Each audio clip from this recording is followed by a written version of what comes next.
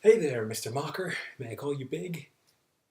No, of course not, because that would be very, very unprofessional. Anyways, I know that you are a very busy man. I'd like to thank you for taking a moment of time out of your day to speak to me. That's why I'm going to cut right to the chase. Modern fantasy is your classic Final Fantasy magic and monsters narrative meets a once upon a time-esque modern day twist.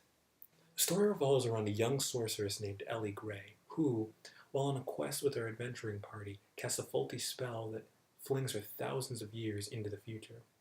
Now, in a time and age where magic is no longer relevant, Ellie must recruit a team of modern day heroes to replace the friends that she lost in order to help her battle the evil that she's brought with her from the past. The first act would mostly deal with Ellie learning about this new technological age and finding three people who can take the roles of her fallen comrades: the warrior, the archer, and the rogue, all while struggling to get these three strangers to cooperate with one another.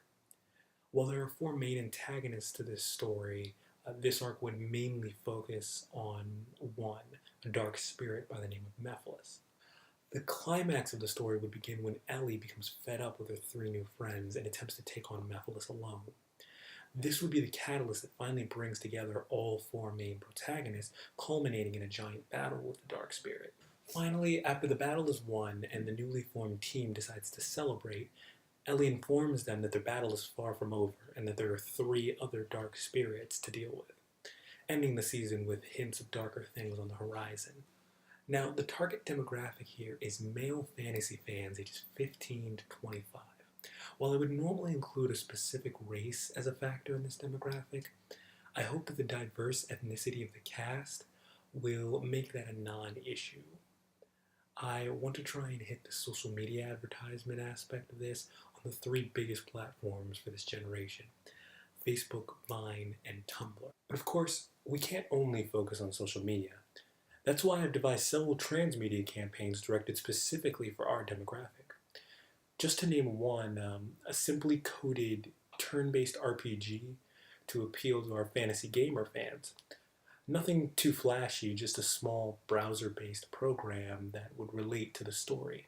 Now, one last marketing idea I had, and this is one of my personal favorites, is an issue zero comic that would release to the public prior to the project's premiere.